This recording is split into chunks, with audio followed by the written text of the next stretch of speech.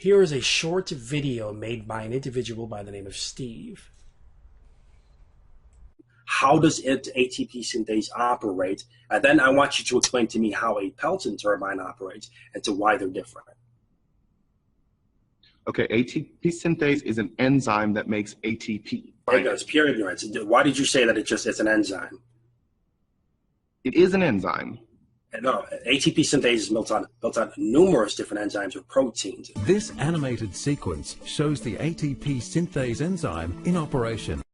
Now, for anybody who sees this deceitful editing non-believers like Steve has done just now, of course the end result is going to be, I don't know what I'm talking about, because of course ATP synthase is an enzyme.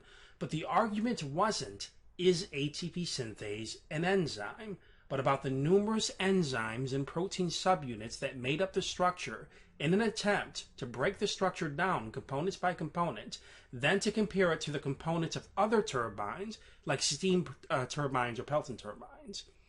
Let's replay the clip and hear what was actually said in full context so we can hear what was said that Steve left out so he could push his agenda.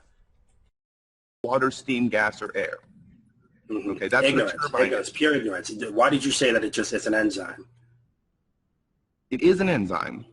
No, ATP synthase is built on numerous different enzymes or proteins, numerous different enzymes and proteins placed in a coordinated fashion for it to give overall function. You have 10 different protein subunits at the top of the shaft, which causes it to spin and turn.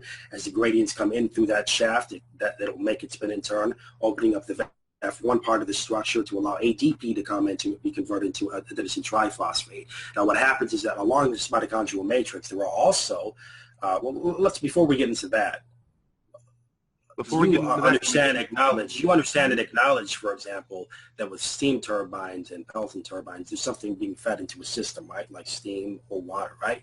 What you're doing is you're trying to expand the definition of a turbine to include... No, I'm trying to break it down step by step by comparing each component parts of ATP synthase.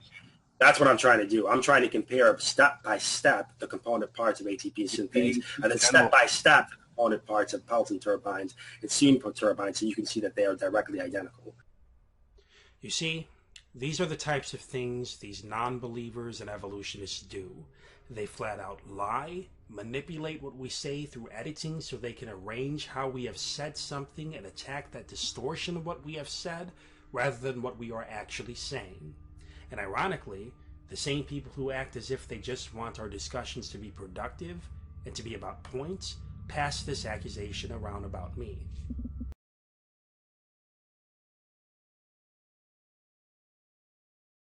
So play it again. ATP synthase is an enzyme that makes ATP. Ignorance, pure ignorance. Why did you say that it's an enzyme? And by the way, just FYI, is that my video, Drag? Yes, that is your video. Because it's FYI, there was more between there. I want to emphasize here because I did splice this. Before he said pure ignorance, there was more that Ronnie had said if you watched the original video, but he did shut him down right afterwards, and so it wasn't like immediately. That's something he just said. He only got that much out, but Ronnie did say something more than that, and then he said, it's just pure ignorance. And his initial response, it wasn't an enzyme. Then he's probably thinking it might have been, and then he's trying to justify in his own head why he's just an idiot. So I mean, again, you're trying. Yeah, here's the critical error. You're trying to get in the head of someone who is a moron, and you're not a moron. Yeah, let's leave it at this. Hey guys, let's leave it at this, okay? Because it really boils down to this.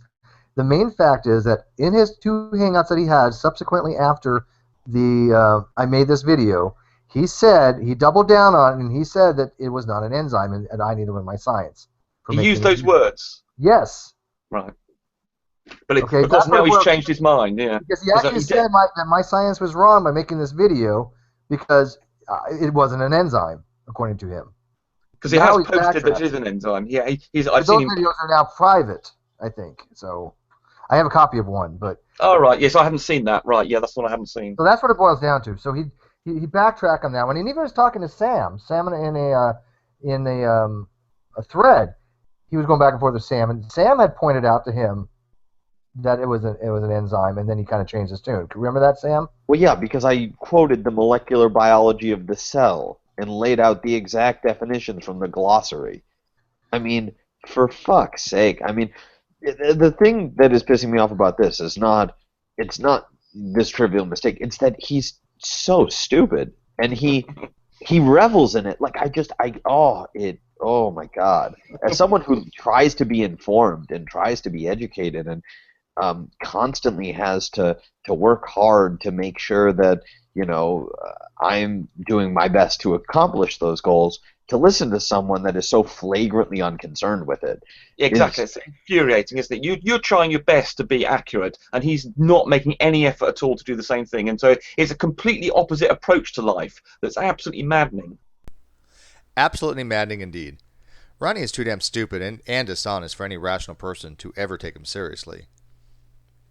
He can't even seem to understand why nobody wants to go into his hangouts or debate him. Hint, Ronnie, it's because you're a dishonest moron.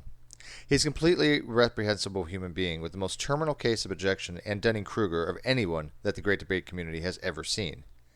His entire shtick consists of jargon bombing and calling anyone who points out his scientific errors liars and falsely accusing them of being dishonest. He truly is the king of fucktards.